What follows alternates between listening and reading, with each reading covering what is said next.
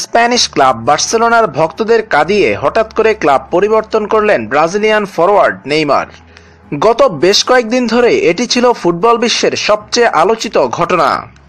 গত সপ্তাহে ব্রাজিলিয়ান এই ফুটবল তারকা দলবদলের সব রেকর্ড ভেঙে বার্সেলোনা ছেড়ে পিএসজিতে যোগ দিয়ে সব আলোচনার ইতি টানেন। কিন্তু পিএসজির সঙ্গে চুক্তি চূড়ান্ত হওয়ার আগে বন্ধু বা সতীর্থ কেউ কিছু বলতে পারেনি। সবার ধারণা নেইমার আগে কাউকে কিছু জানায়নি। তবে নেইমারের ক্লাব পরিবর্তনের সিদ্ধান্তটি ব্রাজিলিয়ান আরেক ফুটবলার দানি আলভেস আগে থেকেই জানতেন।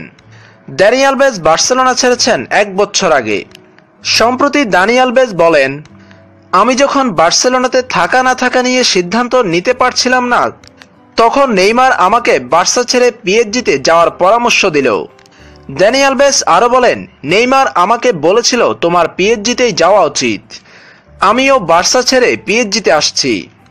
নেইমার পিএসজিতে যোগ দিয়ে এখন প্রতি সপ্তাহে 6,50,000 পাউন্ড বেতন পাবেন। এর থেকে কোনো ট্যাক্স দিতে হবে না তাকে, কারণ ক্লাবটি ট্যাক্স পরিশোধ করবে। গত সপ্তাহের রেকর্ড 222 মিলিয়ন ইউরোতে বার্সেলোনা ছেড়ে পিএসজিতে পাড়ি জমান ব্রাজিলিয়ান এই সুপারস্টার।